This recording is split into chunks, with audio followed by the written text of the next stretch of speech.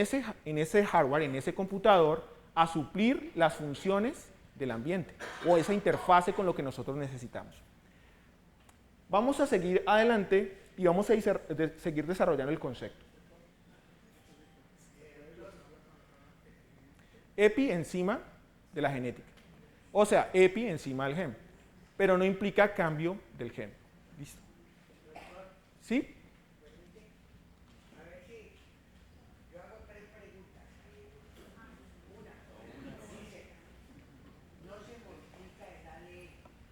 Uh-huh.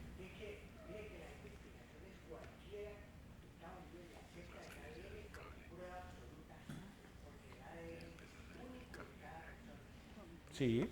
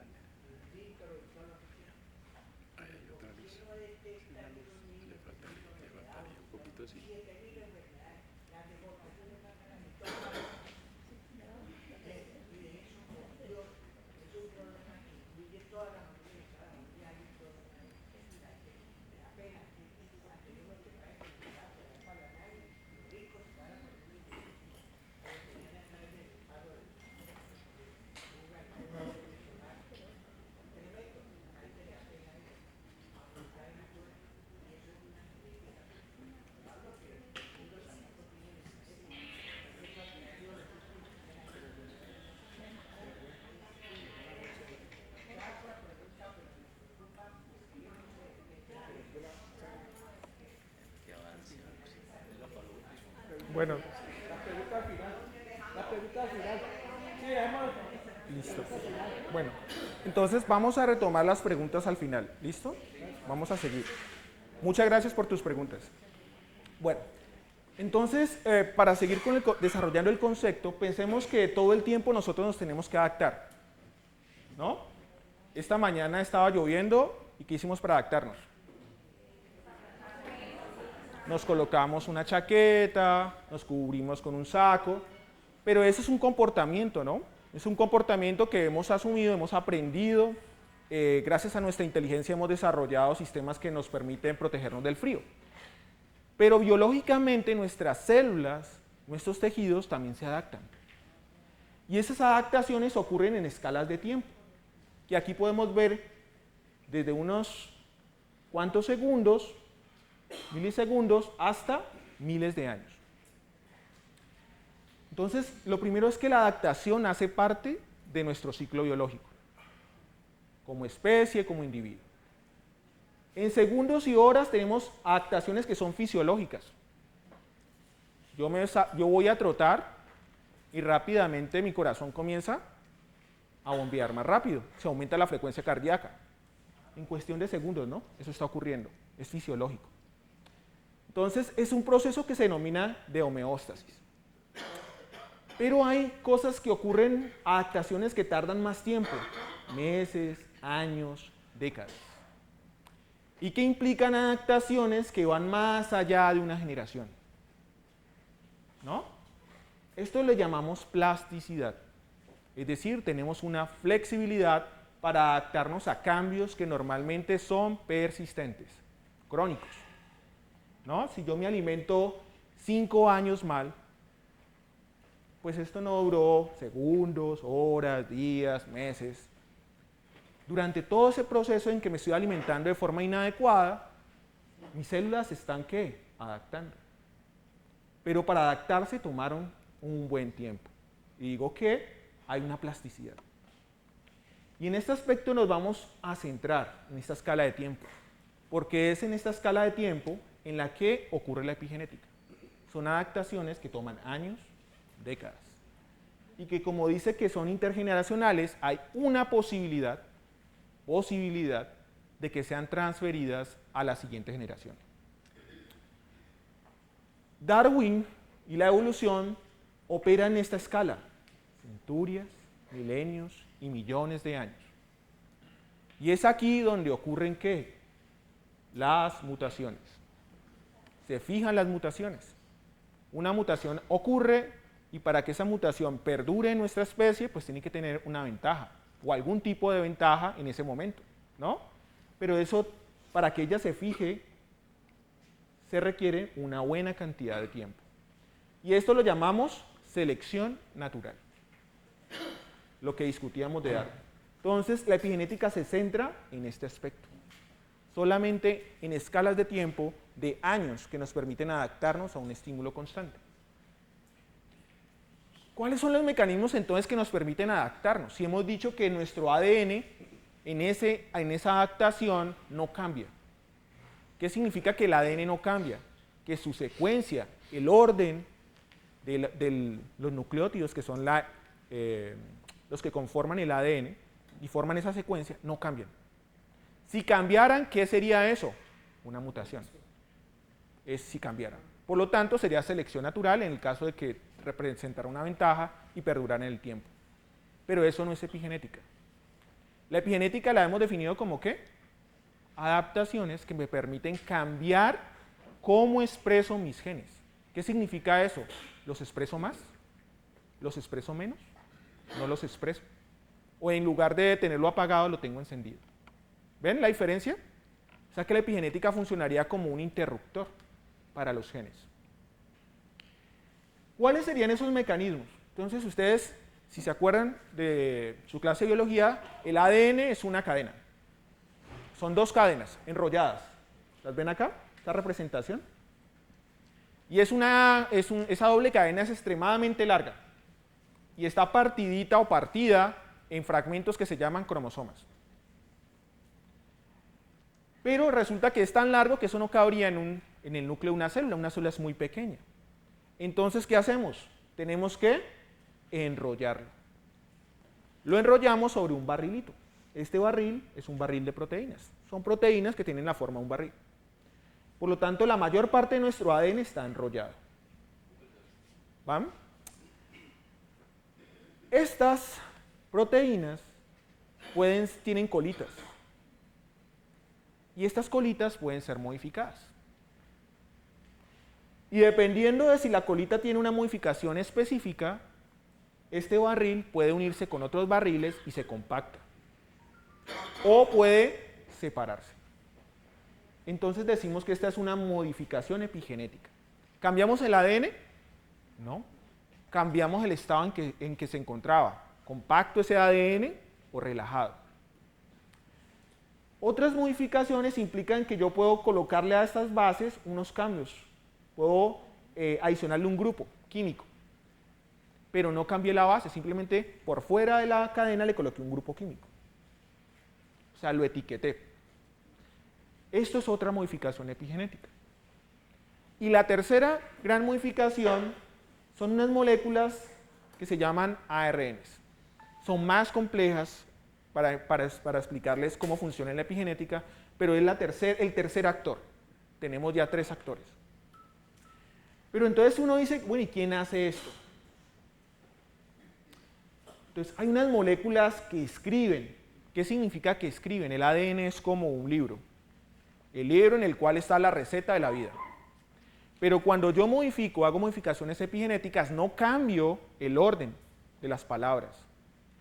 Simplemente lo que hago es subrayar ciertas palabras para que sea más fácil leerlas o tachar algunas palabras para que sea más difícil leerlas.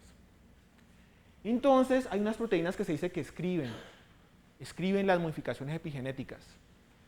Hay otras que leen, es decir, interpretan esa modificación, ¿qué significa? Hay otras que copian. ¿Cómo así que copian? Nuestras células se dividen, ¿no? Cada vez que esa célula se divide, además de generar la copia de ADN, tiene que copiar estas modificaciones. de tal manera de que esa memoria epigenética en la siguiente generación de células no se pierda.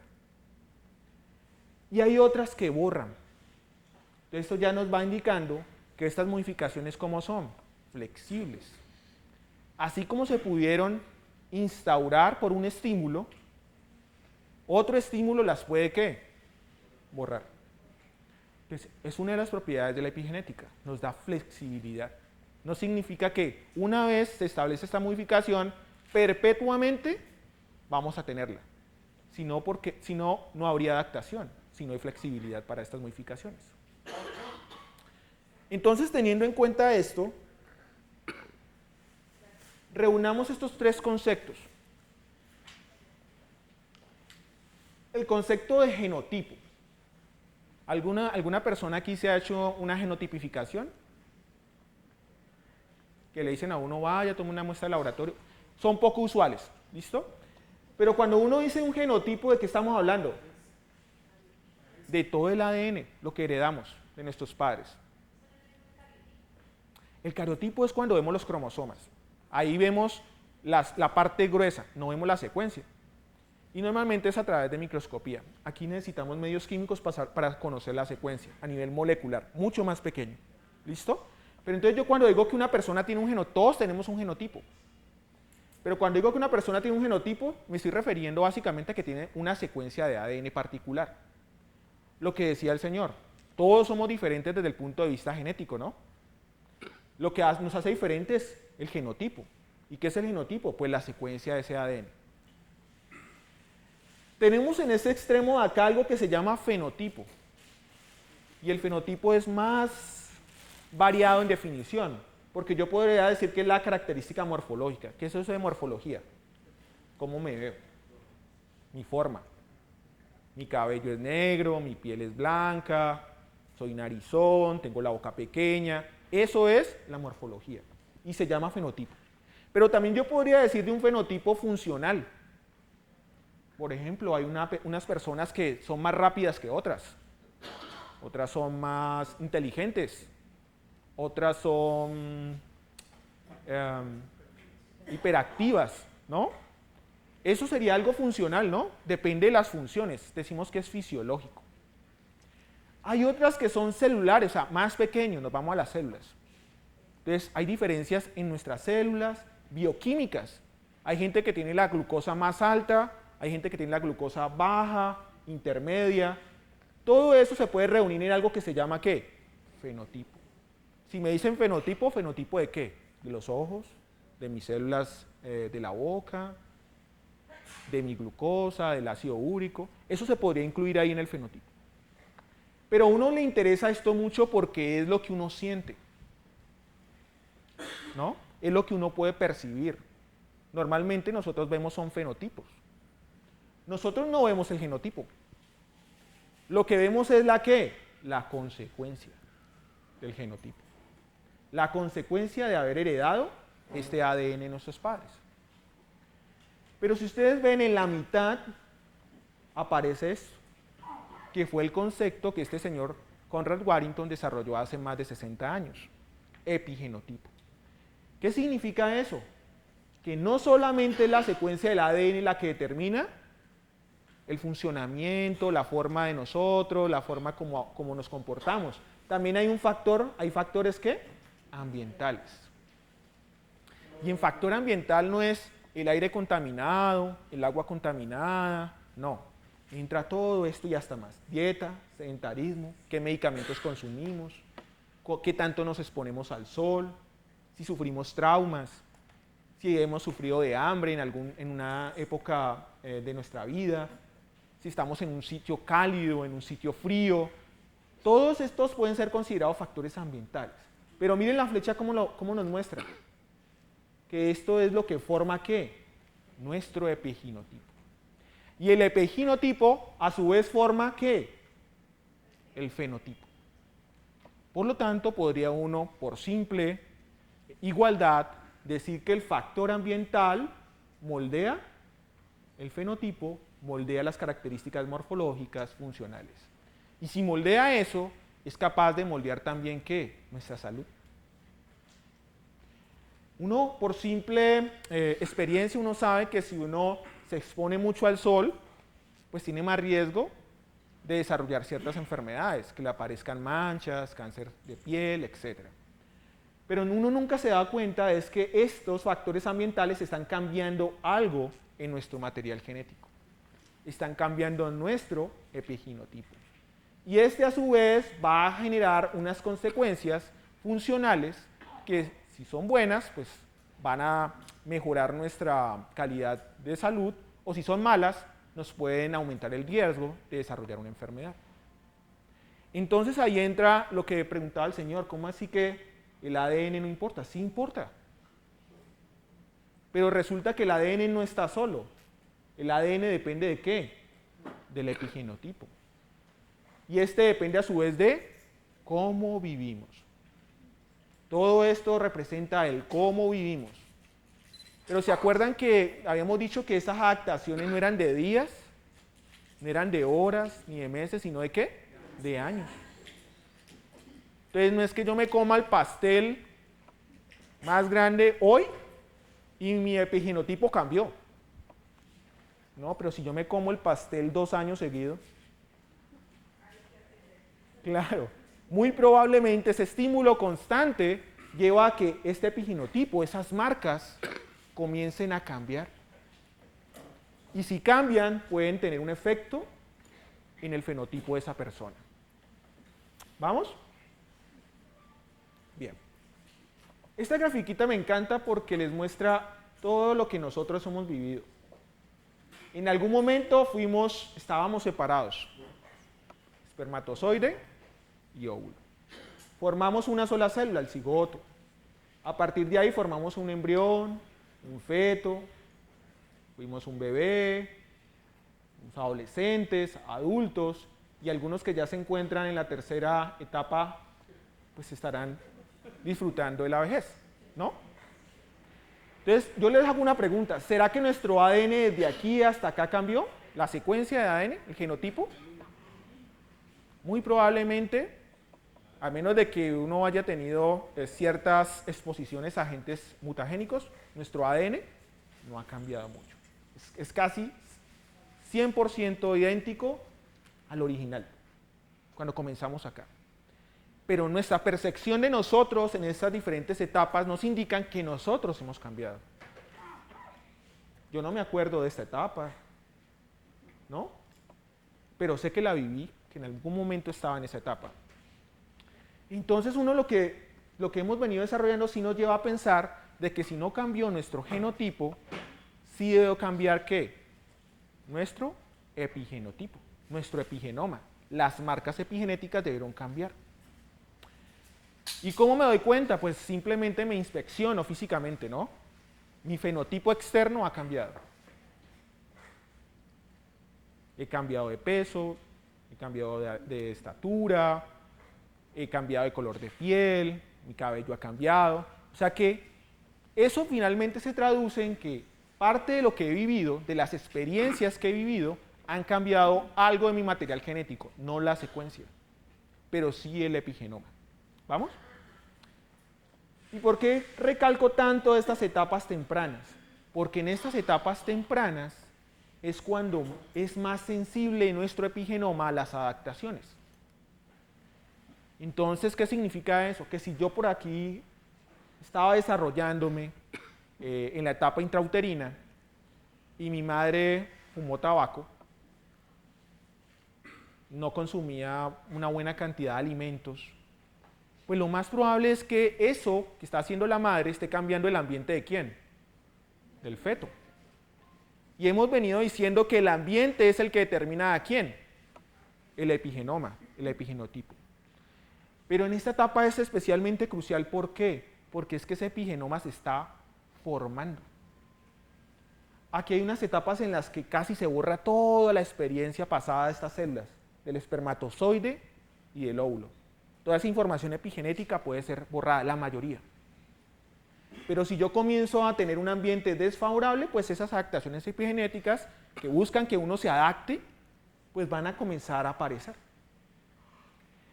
Y esto me puede aumentar el riesgo, esta pequeña alteración durante la etapa de la gestación me puede aumentar el riesgo para que cuando yo sea adulto desarrolle una enfermedad con mayor probabilidad. Porque las adaptaciones de acá se hicieron bajo una premisa. ¿Cuál premisa era? Un ambiente externo bastante desfavorable. Y si yo llego acá, pues estas adaptaciones estaban diseñadas para ese ambiente desfavorable, no para este ambiente externo extrauterino. Entonces hablamos de que hay unos factores ambientales que pueden ser buenos o malos en esta etapa. Pero si ustedes ven, por acá también uno sigue adaptándose epigenéticamente. O sea que no es que, entonces nació el niño, fue bebé y hasta ahí nos adaptamos epigenéticamente. Sigue el resto de nuestras vidas. Pero ahora con un problema mucho mayor. Y es que, ¿qué vamos perdiendo con los años a nivel epigenético? La flexibilidad de esas adaptaciones. ¿Se acuerdan que antes podíamos escribir esas adaptaciones y luego borrarlas?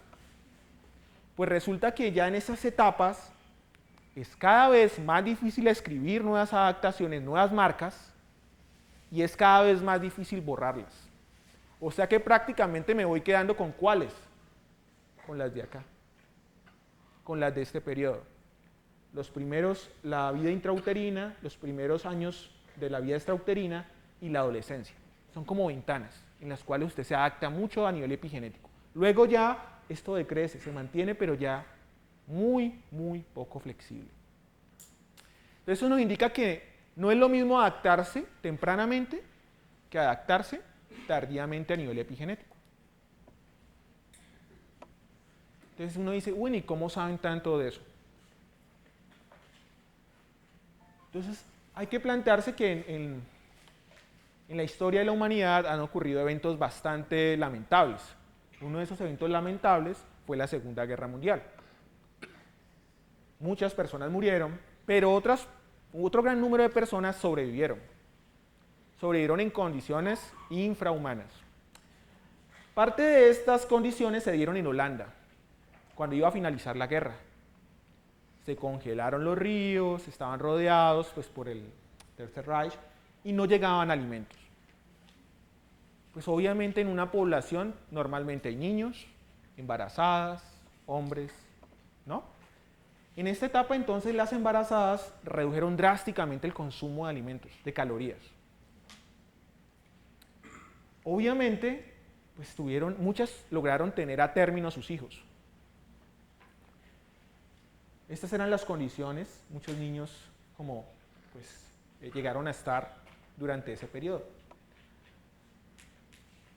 Entonces, retrocediendo, se pusieron a mirar, a investigar, qué pasó con esos niños que estaban en ese momento de la hambruna dentro del útero de sus madres.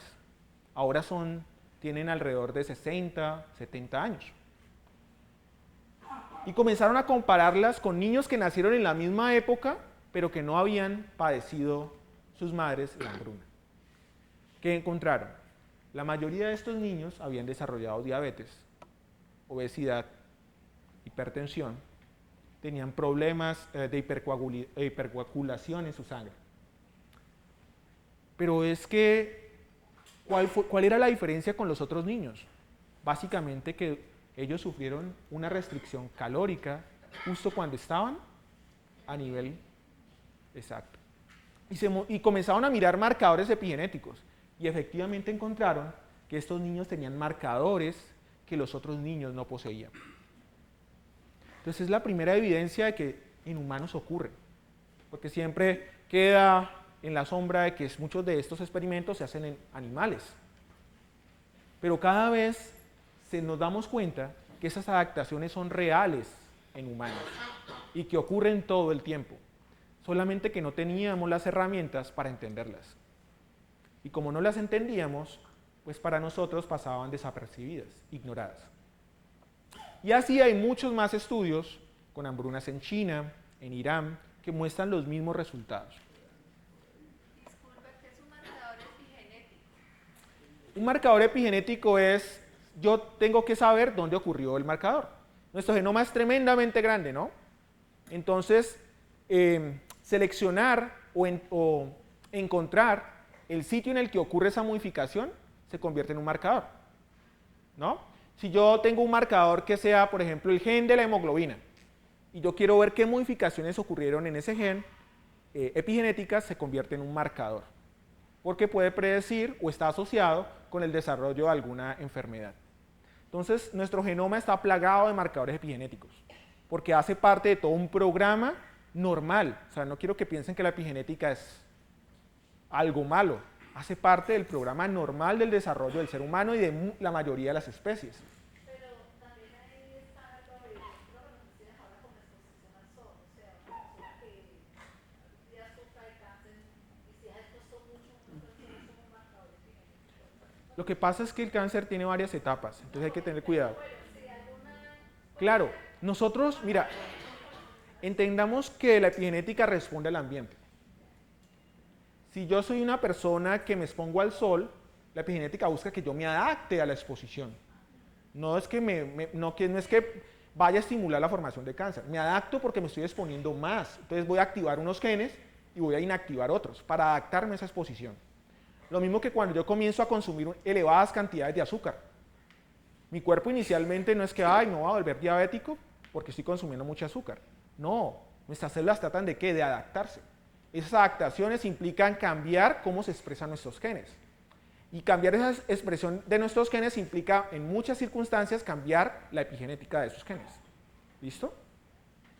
Por lo tanto, a nivel epigenético podemos decir que es una ventaja poder hacerlo, porque nos permite adaptarnos constantemente a ese ambiente, que en la medida que somos más viejos, pues es menos flexible esas adaptaciones y nos quedamos con muchas de las que vivimos antes de envejecer.